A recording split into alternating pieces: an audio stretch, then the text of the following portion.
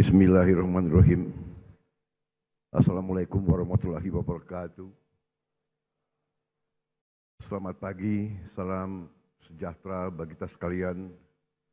Shalom, salve, Om Swastiastu. Salam kebajikan, rahayu, rahayu. Yang saya hormati, Saudara Wakil Presiden Republik Indonesia, Saudara Gibran Rakabuming Raka, beserta Ibu Selvi Ananda Putri. Presiden ke-6 Republik Indonesia, Jenderal TNI Purnawirawan Profesor Dr. Susilo Bambang Yudhoyono.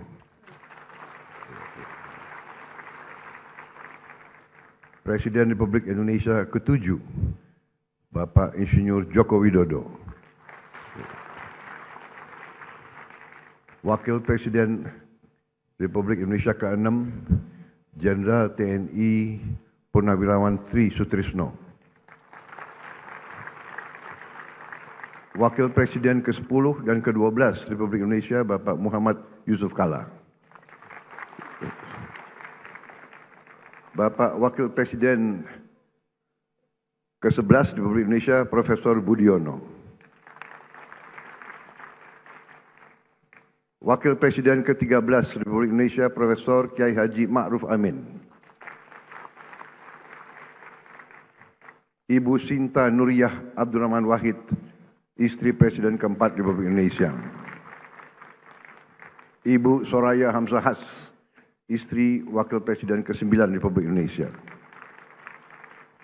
Para pimpinan lembaga negara, Ketua Majelis Permusyawaratan Rakyat Republik Indonesia, Saudara Ahmad Muzani, beserta para mantan ketua, para wakil ketua, dan seluruh anggota MPR RI yang saya hormati.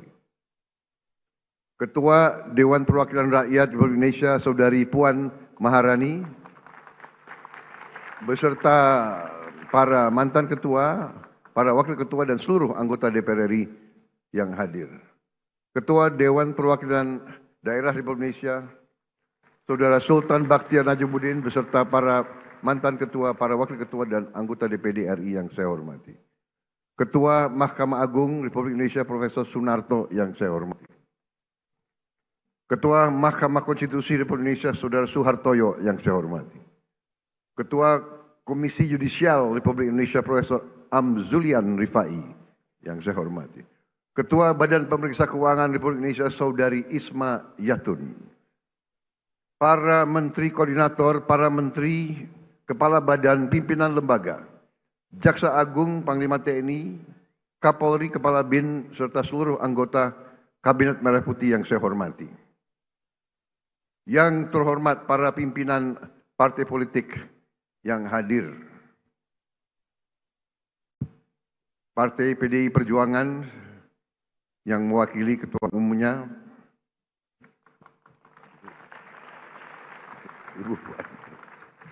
Ketua Umum Partai Golongan Karya, Saudara Bahlil Lahadalia,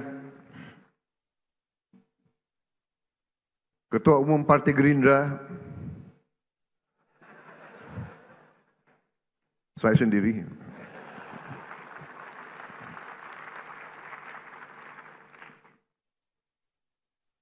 saudara-saudara sekalian, Ketua Umum Partai Amanat Nasional, Saudara Zulkifli Hasan, Ketua Umum Partai Demokrat, Saudara Agus Harimurti Yudhoyono, Ketua Umum Partai Kebangkitan Bangsa, Saudara Abdul Muhaimin Iskandar,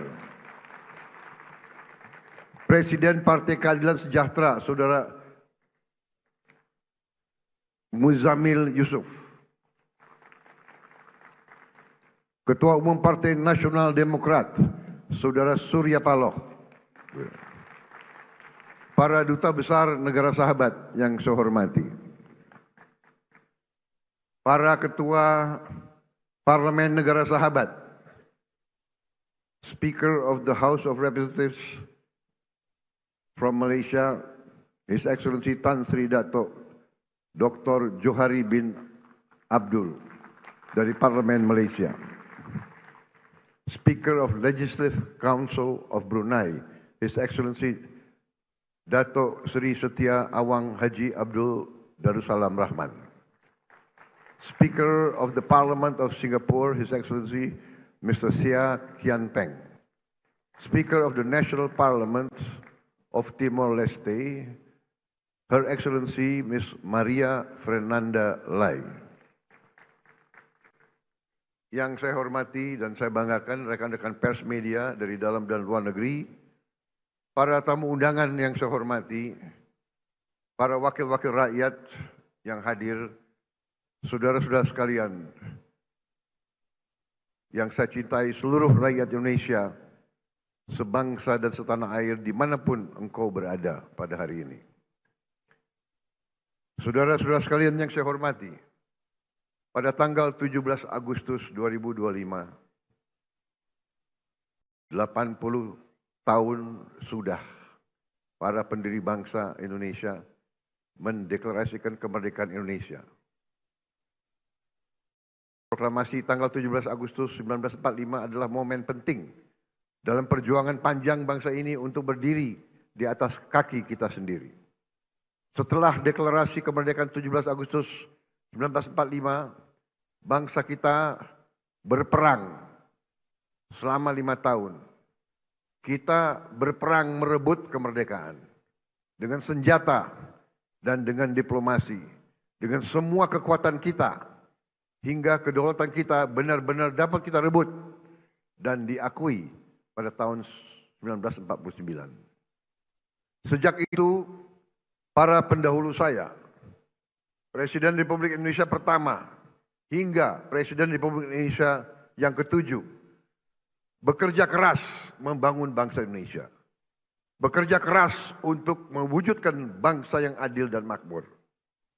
Presiden Soekarno telah memimpin perjuangan pembentukan Negara Kesatuan Republik Indonesia dan berhasil mempertahankan keutuhan wilayah Republik Indonesia di tengah berbagai intervensi dan invasi dari negara-negara asing. Presiden Soekarno juga berhasil mengintegrasikan Irian Barat ke dalam NKRI. Presiden Soeharto melaksanakan pembangunan ekonomi yang merata dari Sabang sampai Merauke, berhasil mewujudkan swasembada pangan dan meletakkan dasar-dasar industrialisasi ekonomi dan menurunkan kemiskinan ekstrim. Presiden Habibie mengenalkan kita ke arah teknologi tinggi, mampu menjaga stabilitas ekonomi di tengah krisis multidimensi tahun 1998. Presiden Abdurrahman Wahid menjaga stabilitas bangsa, berhasil memperkokoh kerukunan antara suku, agama, dan ras, sehingga jati diri bangsa Indonesia sebagai bangsa majemuk dalam keharmonisan terbentuk secara kuat dan kokoh. Presiden Megawati menyelesaikan proses pemulihan ekonomi akibat krisis ekonomi dan moneter yang berkepanjangan, menyelesaikan ribuan kasus perusahaan-perusahaan yang kolaps akibat krisis moneter 1998 dan melaksanakan pemilihan umum secara langsung untuk pertama kalinya serta memperkuat lembaga-lembaga negara. Presiden Susilo Bambang Yudhoyono mengatasi kerawanan ekonomi karena krisis keuangan dunia 2008, berhasil menyelesaikan konflik Aceh dan meletakkan dasar yang kuat untuk pembangunan ekonomi yang adil, merata, dan terencana. Presiden Joko Widodo membangun berbagai infrastruktur penting, meningkatkan konektivitas antara sentra-sentra ekonomi, memimpin kita di saat yang kritis, yaitu pandemi COVID-19, sehingga Indonesia termasuk salah satu negara yang paling cepat pulih dari dampak pandemi, keluar dari kesulitan ekonomi, dan juga beliau merintis pembangunan ibu kota negara Nusantara dan meletakkan dasar strategi hilirisasi sumber daya alam Indonesia. Seluruh presiden pendahulu saya bersama pemerintah yang mereka pimpin berupaya mewujudkan Indonesia yang lebih dekat dengan cita-cita kemerdekaan kita, yaitu negara yang merdeka, berdaulat, adil, dan makmur. negara yang sesuai dengan cita-cita pembentukan negara kita, yang tercantum dalam pembukaan Undang-Undang Dasar 1945, yaitu negara yang melindungi segenap bangsa Indonesia dan seluruh tumpah darah Indonesia, memajukan kesejahteraan umum, mencerdaskan kehidupan bangsa, dan melaksanakan ketertiban dunia yang berdasarkan kemerdekaan, perdamaian abadi, dan keadilan sosial. Saudara-saudara sekalian yang saya hormati, tujuan kita merdeka adalah untuk merdeka dari kemiskinan, untuk merdeka dari kelaparan, merdeka dari penderitaan. Negara kita harus bisa berdiri di atas kaki kita sendiri. Negara kita harus berdaulat secara ekonomi dan mampu memenuhi kebutuhan pangan kita sendiri. Negara kita diberi karunia oleh Allah SWT sumber daya yang melimpah ruah. Tantangan kita adalah menjaga dan mengelola kekayaan kita agar cita-cita kemerdekaan kita dapat terwujud dalam waktu sesingkat-singkatnya. Hadirin sekalian, hari ini 299 hari yang lalu saya berdiri di sini dan diambil sumpah oleh MPR di hadapan wakil-wakil rakyat Indonesia, di hadapan rakyat Indonesia, dan terutama di hadapan Tuhan Yang Maha Kuasa. Bersama wakil presiden saya, Saudara Gibran Rakabuming Raka. Dan di hari yang hikmat ini, saya kembali berdiri di depan saudara-saudara, di depan wakil-wakil rakyat, untuk menyampaikan laporan kerja pemerintahan yang saya pimpin dan lembaga-lembaga negara. Pertama, saya ingin menyampaikan bahwa transisi kepemimpinan nasional dari Presiden Joko Widodo ke pemerintahan yang saya pimpin berjalan dalam semangat persatuan, penuh kehormatan dan kedewasaan politik. Peralihan kepemimpinan yang diakui dunia sebagai peralihan yang lancar dan sangat baik adalah bukti demokrasi kita matang dan kuat. Tidak semua negara mampu melaksanakan transisi kepemimpinan dengan baik dan lancar seperti kita. Di mana-mana ketika saya berada di luar negeri, banyak pemimpin negara sahabat bertanya kepada saya, "How did you do it? How did Indonesia manage?" Saya sampaikan ke mereka, kita berhasil karena kita menganut demokrasi yang khas Indonesia. Demokrasi yang sejuk, demokrasi yang mempersatukan, bukan demokrasi yang saling gontok-gontokan, saling menjatuhkan, saling maki-memaki, saling menghujat, bukan demokrasi yang saling membenci. Inilah yang harus kita pegang teguh. Demokrasi warisan nenek moyang kita adalah demokrasi yang sesuai dengan budaya kita. Budaya kekeluargaan, budaya gotong royong, budaya miko dhuwur mendem jero, budaya saling mengisi, budaya saling mendukung, budaya tepo sliro, budaya menahan diri, budaya yang iso rumongso, bukan rumongso iso.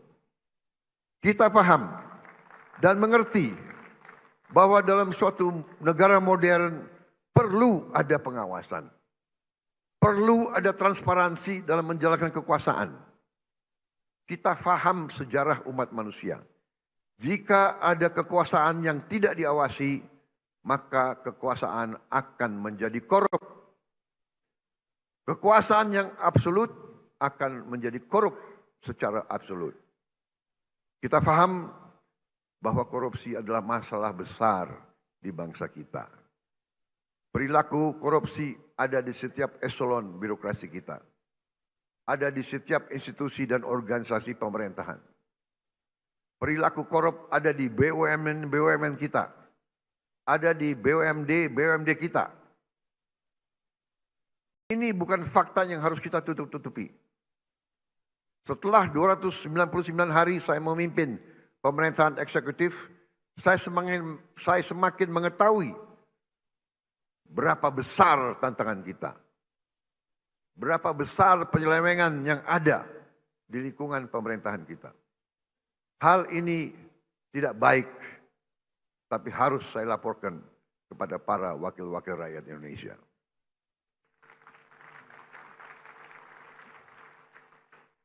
Dalam pidato pelantikan saya di sini, saya sampaikan, bangsa Indonesia harus berani melihat kekurangan-kekurangan sendiri. Harus berani melihat kesalahan-kesalahan kita sendiri. Harus berani melihat penyakit-penyakit yang ada di tubuh kita, agar kita bisa perbaiki kekurangan-kekurangan tersebut. Tanpa mau mengakui, tidak mungkin kita mampu memperbaiki. Saya disumpah untuk melaksanakan perintah Undang-Undang Dasar Republik kita. Karena itu, saya tidak ada pilihan lain selain memimpin upaya pemberantasan korupsi dan penyelewengan di semua lembaga eksekutif dan pemerintah.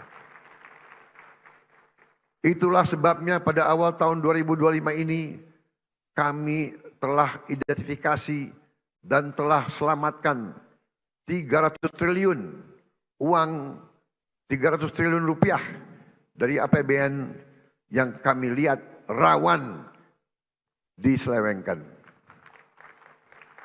Di antaranya anggaran perjalanan dinas luar dan dalam negeri yang begitu besar, anggaran alat tulis kantor yang begitu besar, dan berbagai anggaran yang selama ini jadi sumber korupsi dan sumber bacaan. Efisiensi ini diperintah oleh Undang-Undang Dasar kita, yaitu ayat 4 pasal 33 Undang-Undang Dasar Negara Republik Indonesia. 300 triliun rupiah kami geser untuk hal-hal yang lebih produktif dan langsung bisa dirasakan rakyat banyak. Majelis yang terhormat, sebagai Presiden Republik Indonesia, saya bertanggung jawab atas pemerintahan eksekutif. Saya berkewajiban menegakkan hukum demi keselamatan bangsa. Saat ini kita menghadapi realita terjadi kebocoran kekayaan negara kita dalam skala yang sangat besar. Kita mengalami suatu kondisi yang saya sebut net outflow of national wealth. Janganlah kita menghabiskan tenaga kita untuk mencari siapa yang salah. Kita tidak ada waktu. Kita tidak punya cukup energi untuk mencari kesalahan orang. Pemerintah yang saya pimpin harus memusatkan diri untuk mencari solusi yang tepat dan cepat atas masalah pokok ini. Ibarat sebuah badan, kalau darahnya terus mengalir keluar, maka pada suatu titik badan itu akan mati. Kalau mengalirnya kekayaan kita ke luar negeri, kita biarkan terus-menerus, kita berpotensi jadi negara gagal. Karena itu saya berkewajiban untuk mengambil langkah-langkah yang perlu, walaupun itu sulit dan juga tidak populer bagi pihak-pihak tertentu. Saya harus mengambil langkah-langkah untuk menyelamatkan kekayaan negara agar bisa digunakan untuk kepentingan bangsa kita di hari ini dan di hari esok. Untuk kepentingan generasi sekarang dan generasi mendatang. Terus terang saya katakan di sini di hadapan saudara-saudara sekalian, kalau kita konsekuen menjalankan apa yang telah dibuat oleh para pendiri bangsa kita, oleh Bung Karno, Bung Hatta, Bung Syahrir, Haji Agus Salim, tokoh-tokoh generasi 45, yaitu rancang bangun, blueprint negara, bagaimana negara harus dijalankan, yang semua sudah tertuang dalam Undang-Undang Dasar 1945, saya yakin bangsa kita akan selamat. Undang-Undang Dasar 1945 harus kita pelajari. Undang-Undang Dasar 1945 janganlah menjadi mantra, janganlah menjadi slogan, hanya di bibir kita teriak-teriak terus. Undang-Undang Dasar 1945 adalah rancang bangun yang relevan, rancang bangun yang ampuh, rancang bangun yang nyata, dan rancang bangun yang operasional untuk kita gunakan. Saya melihat ada kecenderungan dari sebagian kaum elit Indonesia, sebagian orang-orang yang memandang dirinya paling pinter di Republik ini. Mereka memandang bahwa pemikiran Bung Karno, pemikiran Bung Hatta, pemikiran generasi 45 tidak relevan lagi di zaman sekarang. Sudah kuno, sudah lawas untuk menghadapi tantangan abad ke-21. Menurut hemat saya, pemikiran tersebut adalah keliru. Generasi 45, generasinya Bung Karno, Bung Hatta, Syahrir, semua tokoh-tokoh itu adalah generasi yang mengalami penjajahan. Mereka mengalami imperialisme. Mereka sadar dan mereka merasakan, melihat bahwa kekayaan Indonesia diangkut ratusan tahun keluar dari Nusantara ini. Karena itu mereka menyusun rancang bangun. Mereka buat dokumen yang tidak terlalu panjang, tapi sangat eksplisit menjelaskan bagaimana kita harus laksanakan ekonomi kita dan demokrasi kita. Saya berkeyakinan apabila kita jalankan rancang bangun yang sudah dibuat oleh para pendahulu kita, kita akan jadi negara yang kuat. Saudara-saudara sekalian, kekuatan suatu negara terletak bagaimana negara itu bisa menguasai dan mengelola kekayaan. Karena itu kita harus berani koreksi apabila kita telah mengambil langkah yang keliru. Sungguh aneh negara dengan produksi kelapa sawit terbesar di dunia pernah mengalami kelangkaan minyak goreng. Ini aneh sekali. Tidak masuk di akal sehat. Dan ternyata memang itu ternyata adalah permainan manipulasi yang tadi sudah disinggung oleh Ketua DPR yang saya beri nama Serakah Nomex.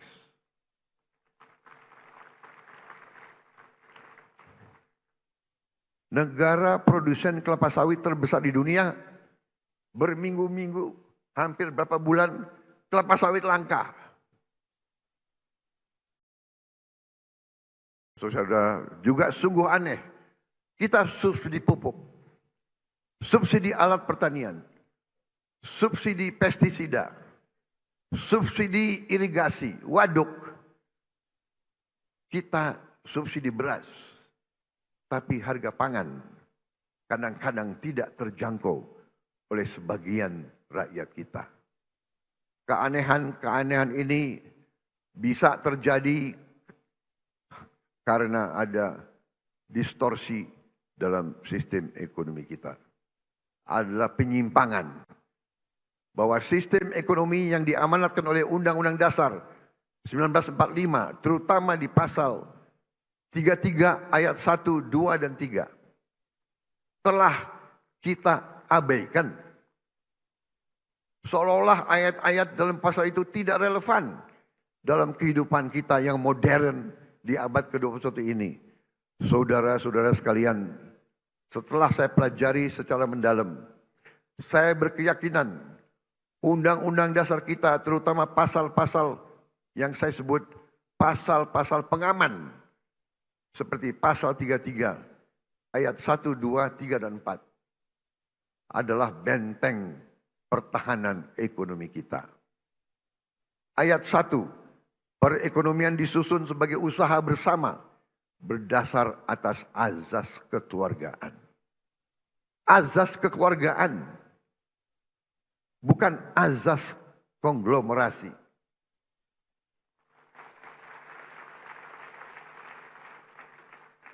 Cabang-cabang produksi yang penting bagi negara dan yang menguasai hajat hidup orang banyak dikuasai oleh negara. Saudara-saudara sekalian, saya ingin bertanya, apakah beras itu penting bagi negara atau tidak? Menguasai atau tidak hajat hidup orang banyak? Apakah penggilingan padi itu penting bagi negara? Apakah penggilingan padi itu hajat hidup orang banyak? Tapi ada sementara, tidak semua, saya harus fair, ada sementara pengusaha-pengusaha yang justru memanfaatkan kekuatan mereka, kekuatan modal mereka untuk dominasi dan manipulasi kehidupan rakyat, dan ini tidak bisa kita terima. Ayat 3, bumi dan air dan kekayaan alam yang terkandung di dalamnya dikuasai oleh negara dan dipergunakan untuk sebesar-besar kemakmuran rakyat. Saudara-saudara, ayat 4, perekonomian nasional diselenggarakan berdasar atas demokrasi ekonomi dengan prinsip kebersamaan, efisiensi, berkeadilan. Jadi efisiensi ini perintah Undang-Undang Dasar. Tapi ada yang demo lawan efisiensi. Berwawasan lingkungan, kemandirian, serta dengan menjaga keseimbangan kemajuan dan kesatuan ekonomi nasional. Saudara-saudara, ketika kita tidak konsekuen menjalankan undang-undang dasar kita, terjadilah distorsi ekonomi. Terjadilah pemerataan ekonomi yang tidak cepat, di mana yang menikmati pertumbuhan ekonomi kita hanya segelintir orang saja.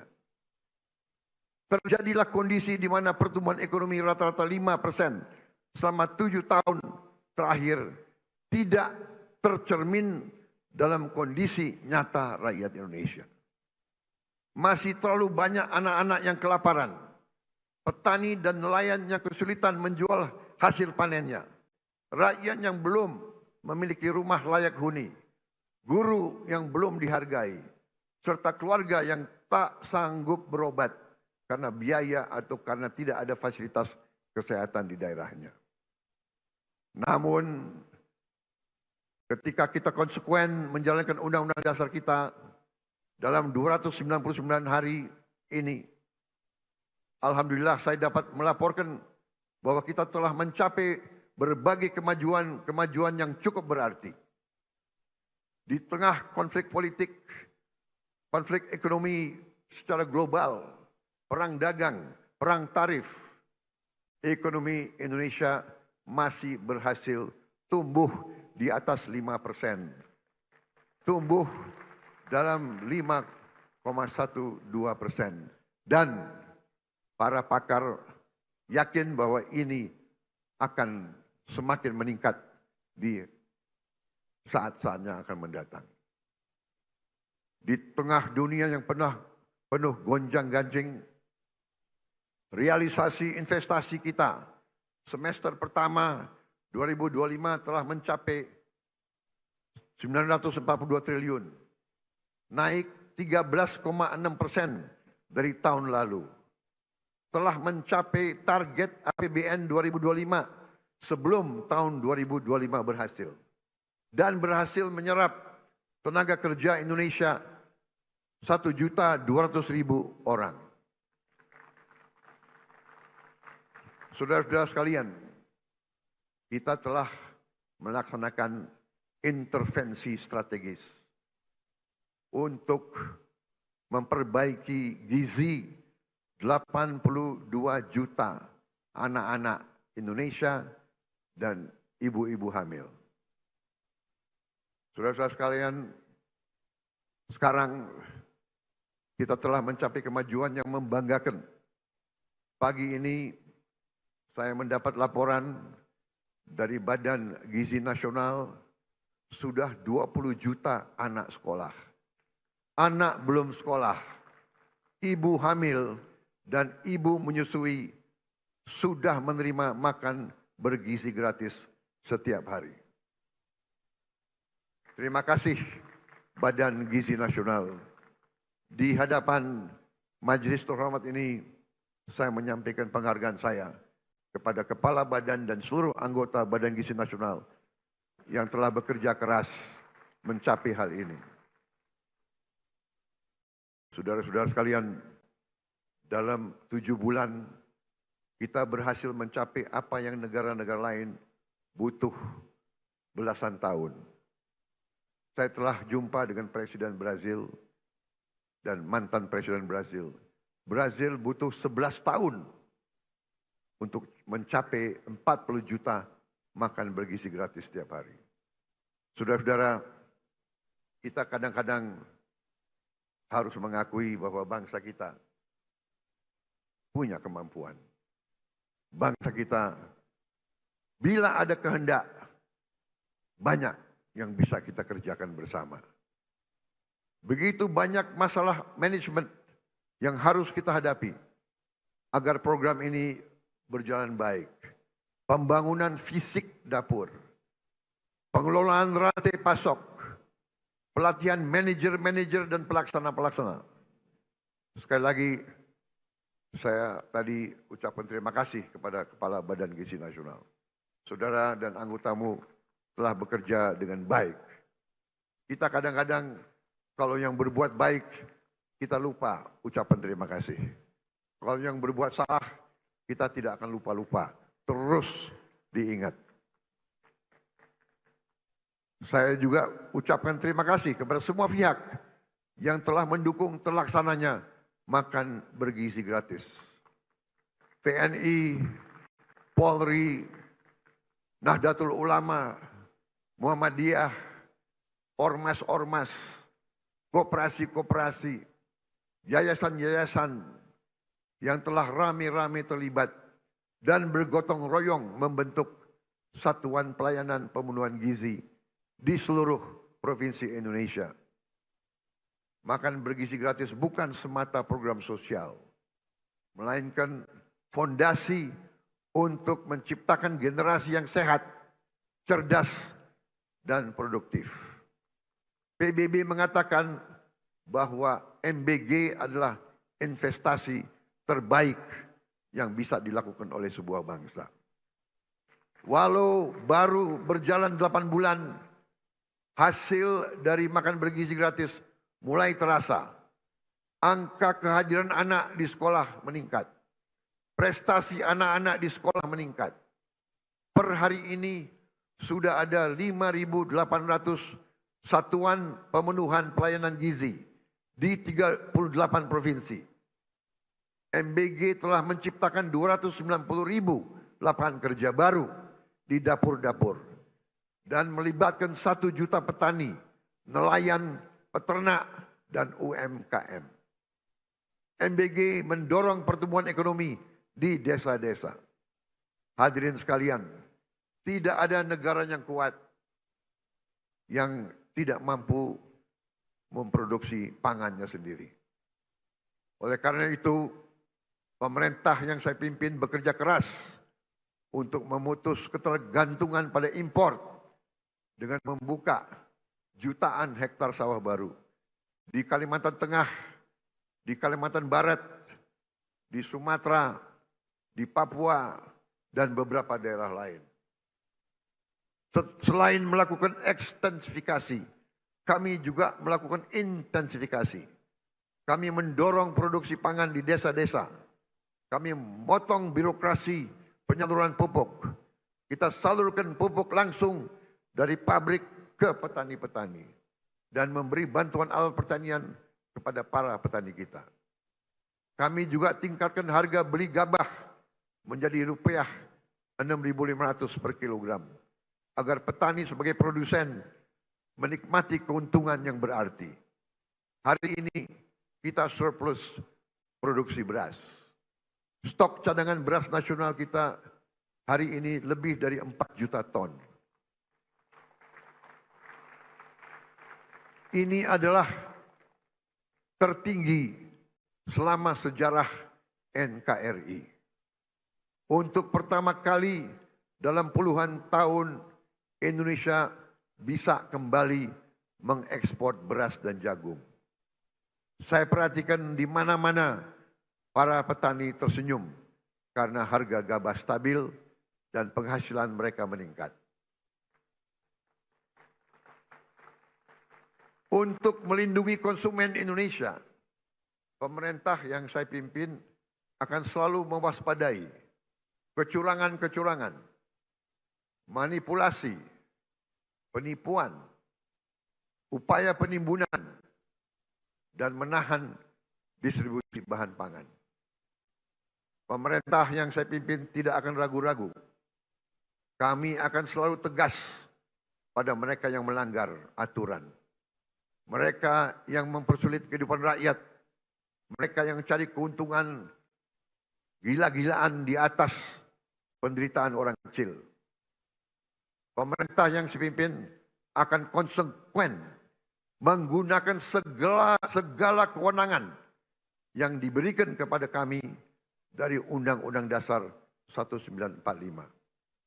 Dan juga Undang-Undang Nomor 7 tahun 2014 tentang perdagangan, terutama pasal 107, Jungto pasal 29 ayat 1 yang berbunyi pelaku usaha yang menyimpan barang kebutuhan pokok dan atau barang penting dalam jumlah dan waktu tertentu pada saat terjadi kelangkaan barang, gejolak harga, dan atau hambatan lalu lintas bisa mendapat pidana penjara paling lama 5 tahun dan atau denda paling banyak 50 miliar rupiah.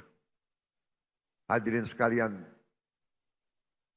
saya pastikan perusahaan-perusahaan siapapun yang berani manipulasi dan melanggar, kami akan proses hukum.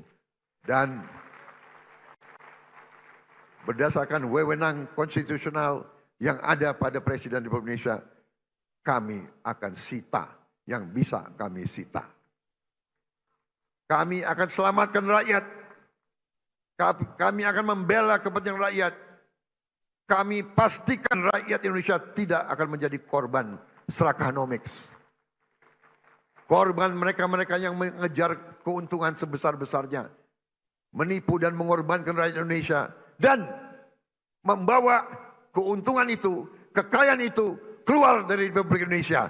Ini harus kita hentikan.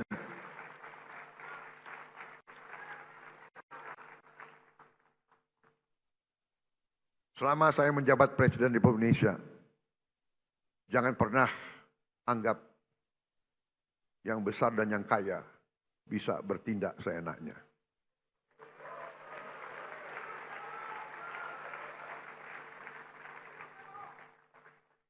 Kami tidak gentar dengan kebesaranmu. Kami tidak gentar dengan kekayaanmu. Karena kekayaanmu berasal dari rakyat Indonesia. Pemerintah yang saya pimpin tidak akan ragu-ragu membela kepentingan rakyat Indonesia.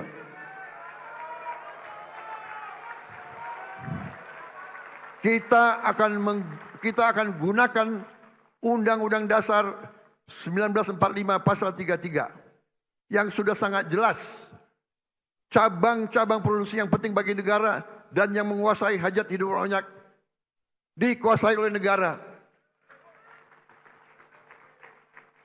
Ini warisan Bung Karno, ini warisan Bung Hatta, ini warisan Bung Syahrir. Saya yakin mereka berada di atas kebenaran. Atas dasar inilah hari ini saya umumkan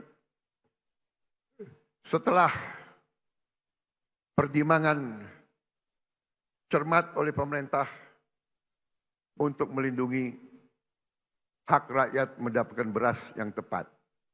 Tepat takaran, tepat kualitas, harga terjangkau, dan usaha penggilingan beras skala besar harus mendapat izin khusus dari pemerintah. Kalau mereka masih mau bergerak di bidang ini. Kalau tidak, yang besar silahkanlah pindah ke bidang lain. Jangan main di atas kebutuhan dasar rakyat Indonesia.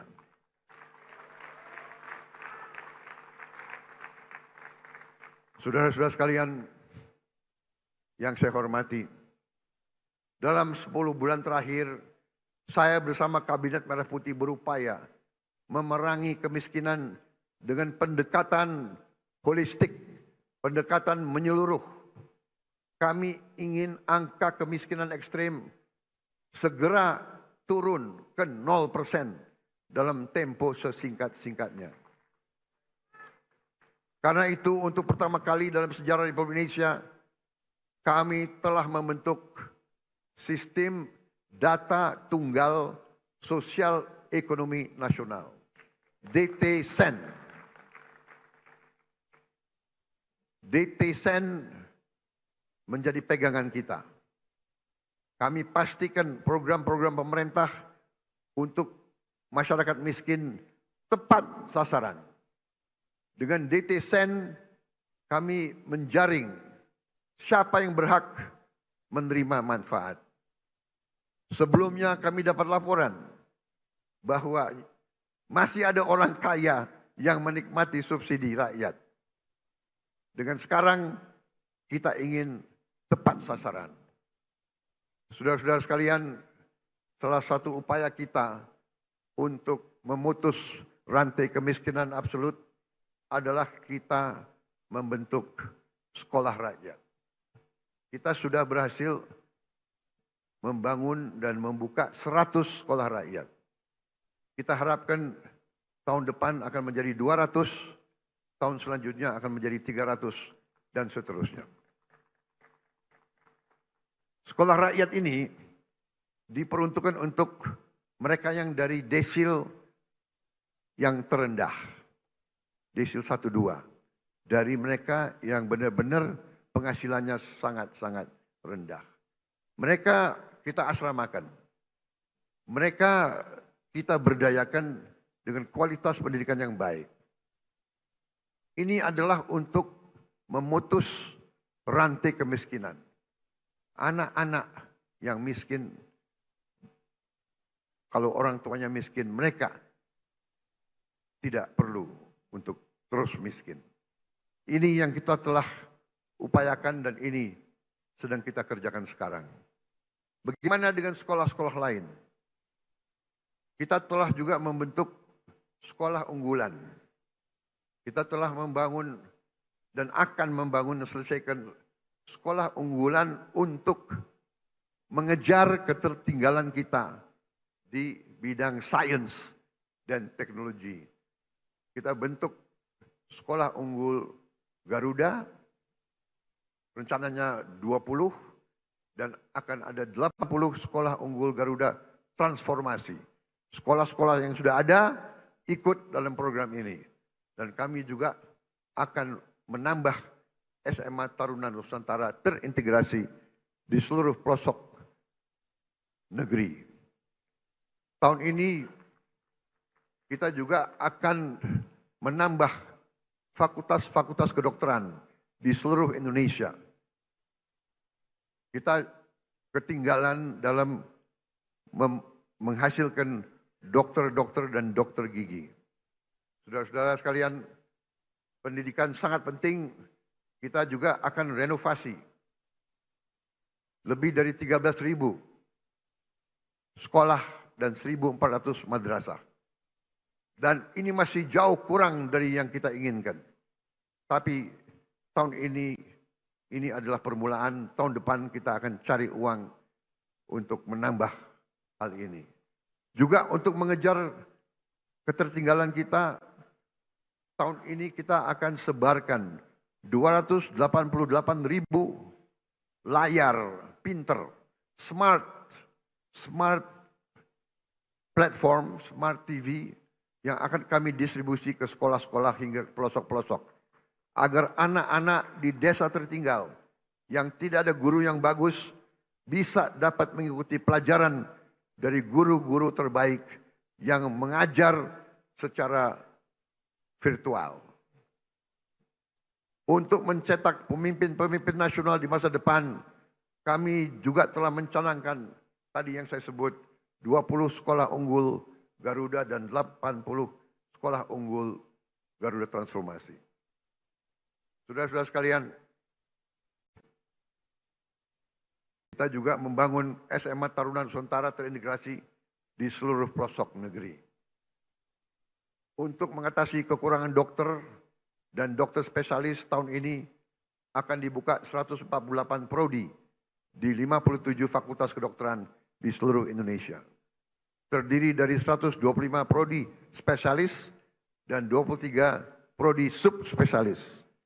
Kita juga akan tambahkan 25 prodi umum dan prodi gigi serta meningkatkan kuota mahasiswa kedokteran yang mendapat beasiswa. Saudara-saudara sekalian, untuk mengatasi perputaran uang yang terkonsentrasi di ibu kota dan kota-kota besar, kami dirikan 80.000 koperasi desa dan koperasi kelurahan merah putih. Koperasi di setiap desa akan meningkatkan ekonomi desa dan menciptakan jutaan lapangan kerja. Koperasi desa kelurahan juga akan meringankan beban hidup masyarakat kita dengan menjual beras murah, minyak goreng murah, LPG bersubsidi, pupuk bersubsidi sesuai dengan harga jual. Kita juga akan membuat rakyat bisa punya akses kepada protein, kepada ikan dan daging dalam harga yang terjangkau.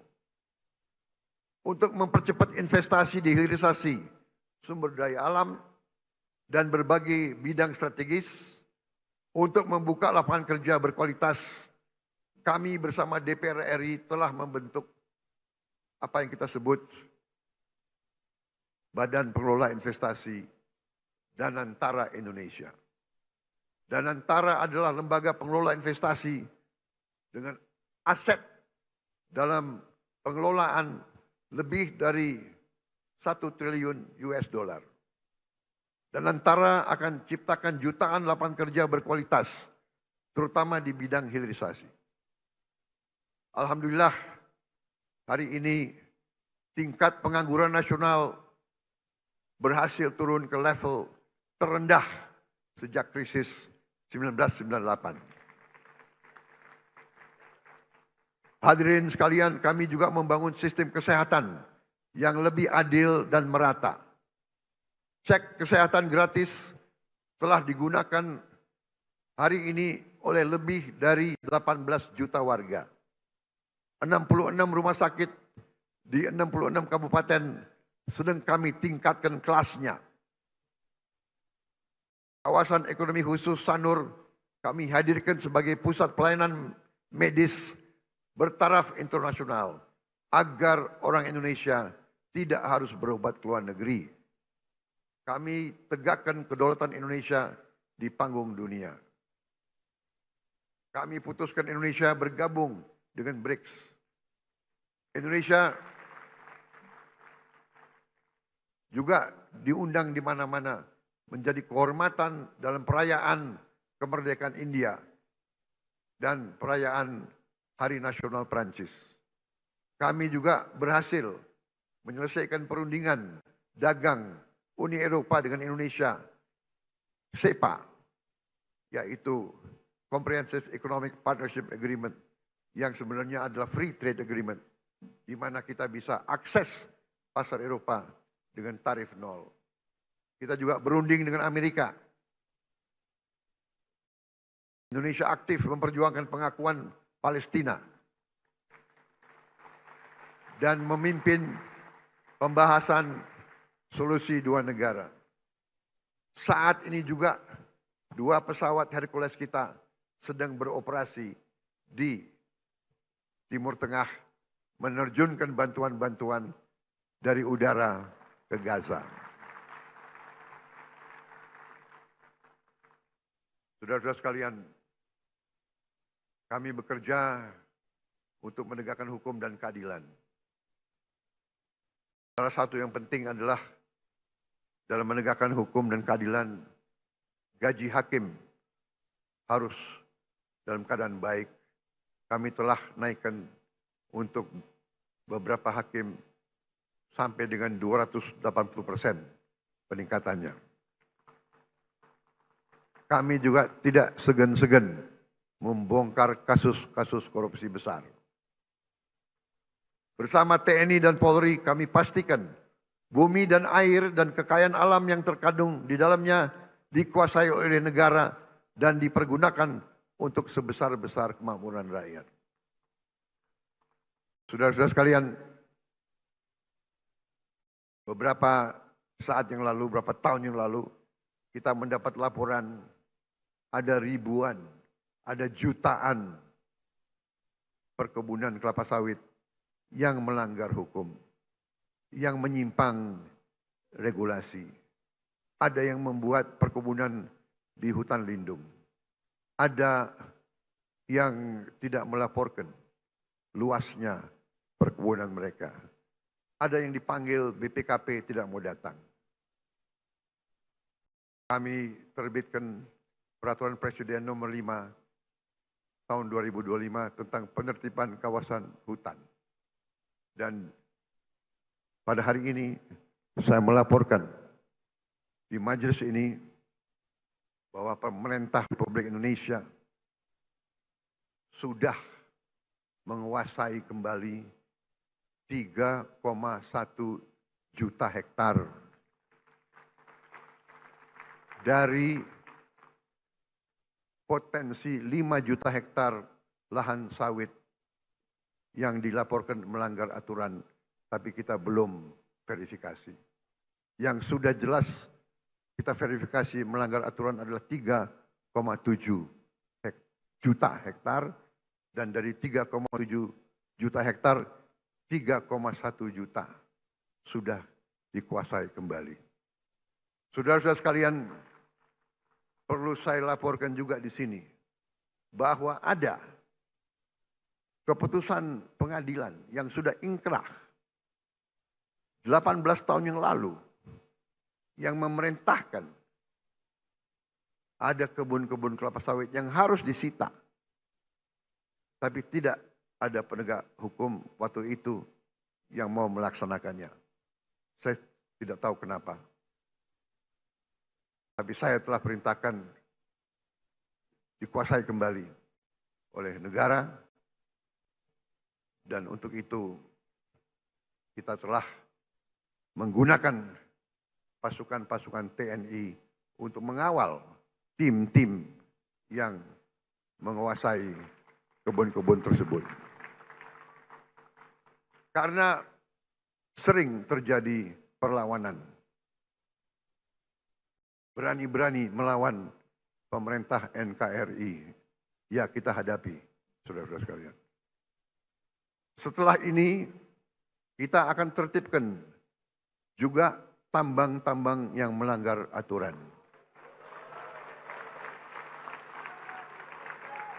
Saya telah diberi laporan oleh aparat-aparat bahwa terdapat 1.063 tambang ilegal. Dan potensi kekayaan yang dihasilkan oleh 1.063 tambang ilegal ini dilaporkan potensi kerugian negara adalah minimal 300 triliun. Saudara-saudara sekalian,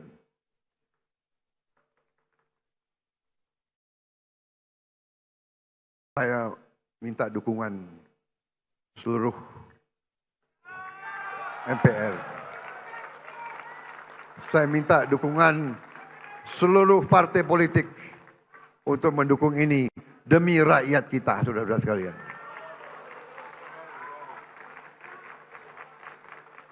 Dan saya beri peringatan, apakah ada orang-orang besar, orang-orang kuat, jenderal-jenderal dari manapun, apakah jenderal dari TNI atau jenderal dari polisi atau mantan jenderal, tidak ada alasan kami akan bertindak atas nama rakyat.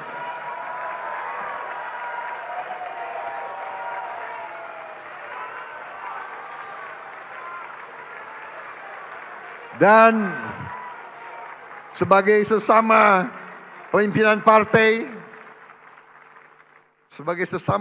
partai, saya ingatkan anggota-anggota semua partai, termasuk partai saya Gerindra, cepat-cepat kalau ada terlibat, Anda jadi justice collaborator. Anda laporan aja, karena walaupun kau Gerindra, tidak akan saya lindungi, saudara-saudara sekalian. Kalau ada yang berani, ya, saya telah perintahkan Panglima TNI dan Kapolri, kalau Anda mau ke provinsi ini, pakai pasukan dari provinsi lain. Jangan-jangan ada anak buahmu di kebun-kebun itu. Saudara-saudara wakil rakyat, saudara tahu keadaan yang sebenarnya. Benar?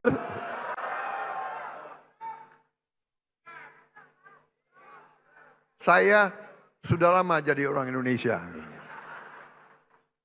Segala ulah, apalagi saya ini senior mantan tentara. Jadi junior-junior itu jangan macam-macam ya. Aku tahu.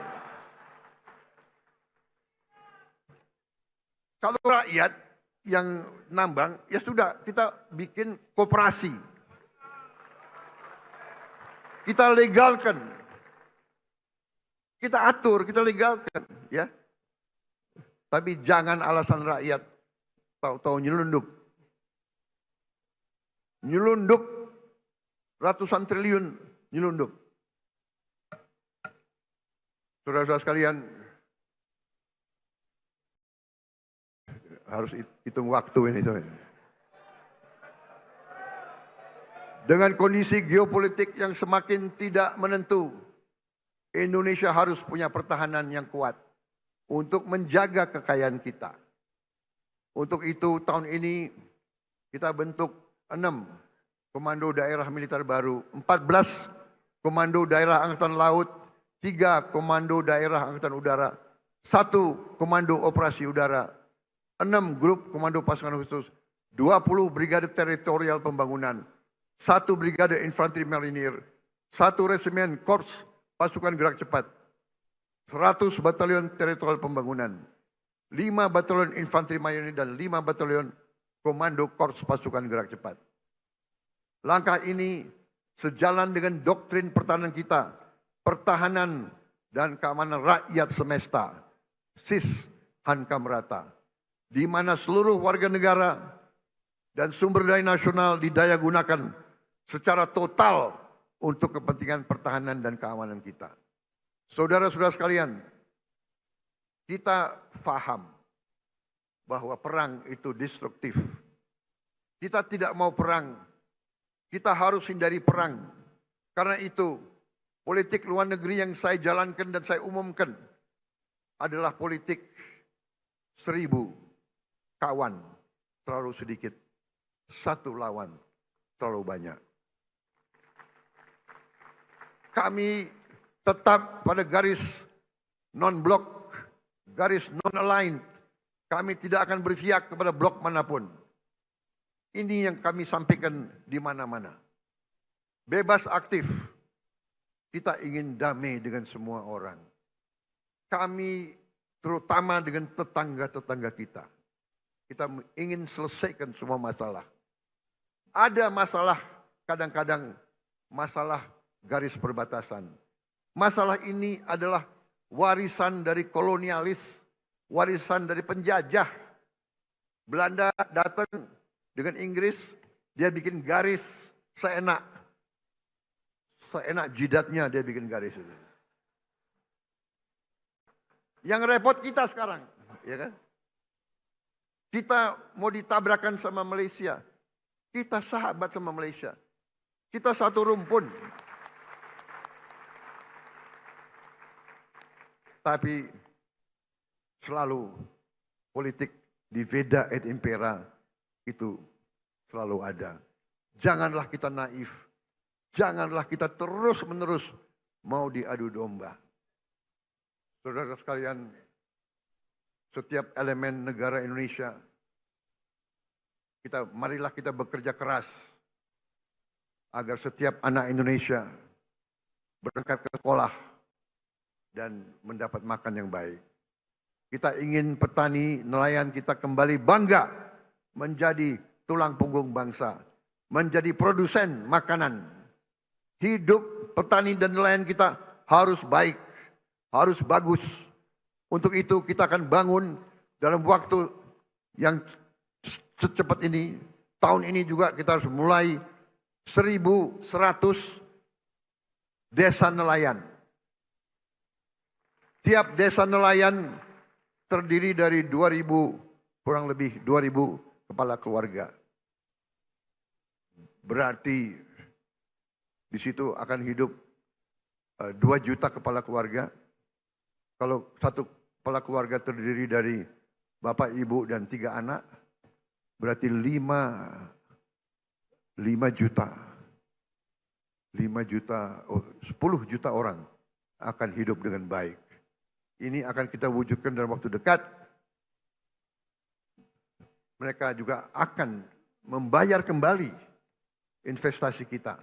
Jadi ini bukan BLT, ini bukan bagi-bagi uang. Kita pinjemin uang, mereka akan bayar cicil kembali kepada pemerintah. Jadi karena mereka akan menghasilkan nilai. Kita ingin guru-guru kita semangat mengajar karena dihargai. Kita ingin rakyat kecil bisa tersenyum karena tidak lagi takut sakit, tidak takut lapar, dan tidak takut anaknya tidak bisa sekolah. Dan kita harus cari lapangan kerja yang sebesar-besarnya dan sebanyak-banyaknya. Tujuan kita, tujuan kemerdekaan adalah yen wong cilik iso gemuyu. Saudara-saudara sekalian, untuk itu saya memberi apresiasi kepada lembaga-lembaga negara atas kinerja mereka dalam menjalankan roda negara. MPR RI melalui visi besar Rumah Kebangsaan, pengawal ideologi Pancasila dan kedaulatan rakyat, secara konsisten terus-menerus sosialisasikan Pancasila, Undang-Undang Dasar 1945, NKRI, dan Bhinneka Tunggal Ika. MPR konsisten turun ke rakyat, jelaskan 4 pilar kehidupan berbangsa dan bernegara. Ini sangat penting karena pemahaman Undang-Undang Dasar 1945 bisa menyelamatkan ekonomi kita, bisa menyelamatkan demokrasi kita. DPR RI pada periode awal 2024-2009 telah membahas dan mengesahkan 14 rancangan undang-undang dan telah menetapkan program legislasi nasional tahun 2025 dan jangka menengah 2025-2029. Sehingga perencanaan, penyusunan dan pembahasan RUU berjalan secara terarah dan terukur. Pada pelaksanaan fungsi penganggaran, DPR RI telah membantu pemerintah mewujudkan efisiensi berkeadilan di APBN kita yang merupakan mandat dari Undang-Undang Dasar 1945 serta membantu menyusun RAPBN 2026 yang akan saya sampaikan sore hari ini. DPR RI juga telah melaksanakan fungsi pengawasan yang luas melalui 26 panitia kerja pengawasan dan 3 tim pengawasan. DPD RI telah menetapkan lebih dari 50 keputusan kelembagaan yang mencerminkan peran aktif dan strategis DPD dalam memperjuangkan aspirasi dan kepentingan daerah di tingkat pusat. Lebih lanjut, DPD RI telah mendukung pembangunan berkelanjutan, aktif menjalankan fungsi pengawasan, pemberian pertimbangan anggaran, serta proaktif memantau dan mengevaluasi Raperda dan Perda untuk memastikan kesesuaian regulasi daerah dengan kebijakan nasional. BPK RI telah membuktikan integritasnya dan independensinya dalam pemeriksaan pengelolaan dan tanggung jawab keuangan negara. Capaian BPK di tahun 2024 antara lain mendorong peningkatan akuntabilitas tata kelola keuangan negara serta kualitas pertanggungjawaban pelaksanaan anggaran, sehingga kementerian dan lembaga yang telah mencapai status wajar tanpa pengecualian mencapai 97,7% untuk tahun anggaran 2024. Mengawal program prioritas nasional, meningkatkan efektivitas belanja APBN, serta penyelamatan puluhan triliun rupiah uang dan aset negara. Mahkamah Konstitusi di sepanjang tahun 2024 hingga pertengahan 2025 telah menangani ratusan perkara pengujian undang-undang, perselisihan hasil pemilihan umum, dan perselisihan hasil pemilihan kepala daerah dengan proses persidangan yang efektif, tepat waktu, dan menghasilkan berbagai putusan penting yang menjadi tonggak penguatan demokrasi dan perlindungan hak konstitusional warga negara. Mahkamah Agung secara serius dan berkelanjutan melakukan reformasi peradilan, modernisasi manajemen perkara, penyelesaian sengketa perdata secara cepat dan berorientasi pada perdamaian, serta penanganan perkara pidana dengan pendekatan restoratif justice. Dengan sistem peradilan elektronik atau e-court di Mahkamah Agung, jumlah perkara yang didaftarkan di pengadilan tingkat pertama meningkat 30,84% dari tahun sebelumnya. Penyelesaian sengketa perdata dengan nilai gugatan di bawah 500 juta rupiah meningkat 68%. Dan tingkat keberhasilan penyelesaian sengketa melalui mediasi meningkat 28%. Capaian ini adalah bukti nyata kerja keras Mahkamah Agung untuk mewujudkan peradilan yang modern, cepat, berbiaya ringan, dan berkeadilan bagi seluruh rakyat Indonesia. Komisi Yudisial memainkan peran strategis dalam kesejahteraan rakyat dan kemajuan Indonesia, yaitu dengan menjaga integritas hakim dan meningkatkan kepercayaan publik terhadap integritas hakim. Sepanjang tahun 2024 sampai dengan periode Juli 2025, Komisi Yudisial telah melaksanakan seleksi calon hakim agung dan hakim ad hoc yang menghasilkan sebanyak 9 orang calon hakim agung, 3 orang calon hakim ad hoc di Mahkamah Agung.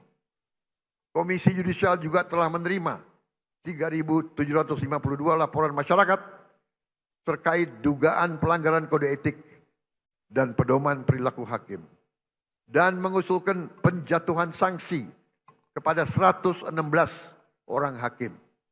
Selain itu, saya juga mengucapkan terima kasih kepada Bank Indonesia, Otoritas Jasa Keuangan, Lembaga Penjamin Simpanan, Komisi Pemberantasan Korupsi, Komisi Pemilihan Umum, Badan Pengawas Pemilu, Ombudsman RI, Komnas HAM, dan lembaga-lembaga nasional lainnya yang telah berkontribusi untuk kemajuan bangsa sesuai dengan peran dan kewenangannya. Terakhir, saya juga mau gunakan kesempatan ini untuk mengucapkan terima kasih kepada setiap pengusaha nasional yang telah membuka lapangan kerja di Indonesia, menanamkan modal di Indonesia, dan menyimpan hasil usahanya di Indonesia. Jangan salah, tidak semua pengusaha yang besar itu ikut dalam alam mazhab selakahnomik. Justru sebagian besar kita ajak untuk membangun Indonesia bersama. Saya sampaikan ke mereka, mereka harus menjadi bagian dari Indonesia Incorporated. Indonesia Incorporated adalah konsep pembangunan ekonomi di mana semua stakeholder, semua pemain bergerak dalam satu kesatuan tim nasional. Yang kuat, yang besar punya peran. Yang menengah punya peranan. Yang kecil punya peranan, kita bantu. Yang miskin kita berdayakan. Itu namanya Indonesia Incorporated.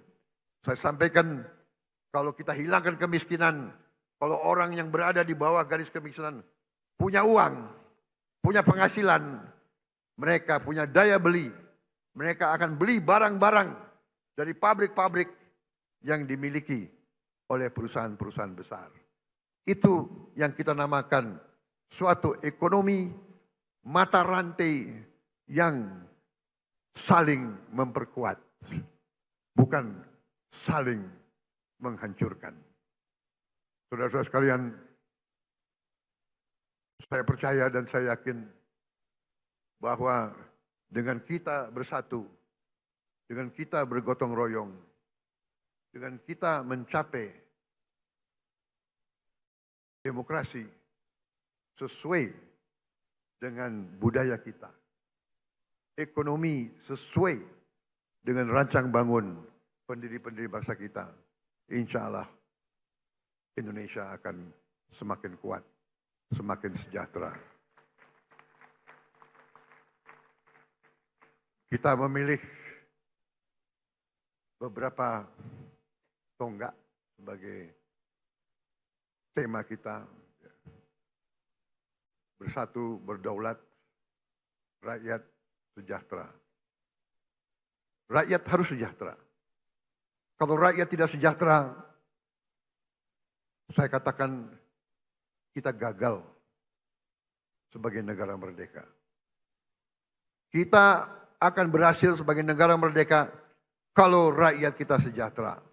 Karena itu, marilah kita bekerja sama. Kita berbeda-beda boleh, tapi satu tujuan kita. Silakan yang berada di luar pemerintah tidak ada masalah. Terima kasih. Kita butuh koreksi. Kita butuh pengawasan. Kita butuh kritik. Walaupun kadang-kadang kritik itu menyesakkan juga. Tapi nggak ada masalah. Jangan berhenti kritik. Saya juga minta dari koalisi kita tetap di dalam koalisi harus berani mengawasi, harus berani koreksi. Ya.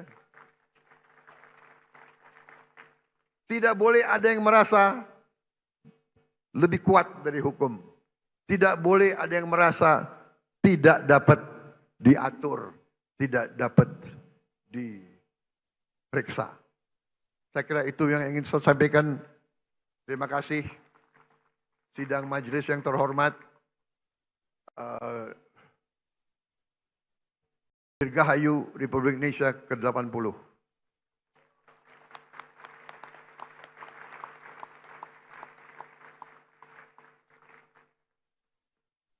Mungkin inilah tandanya bahwa demokrasi kita kuat, karena saya adalah Presiden ke-8 Republik Indonesia yang akan memimpin perayaan Hari Kemerdekaan yang ke-8 dasawarsa.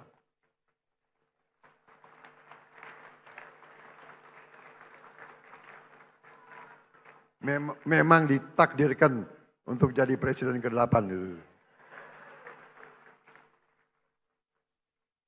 Dan saya adalah bukti bahwa demokrasi kita berjalan. Karena saya ikut pemilu 5 kali.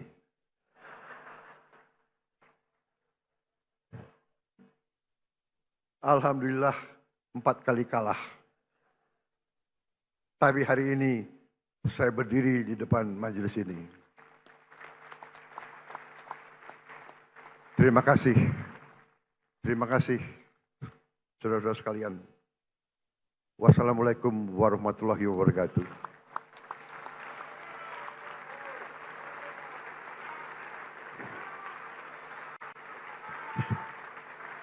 Shalom, salve, Om, Santi, Santi, Santi, Om. Merdeka! Merdeka! Merdeka! Terima kasih, selesai.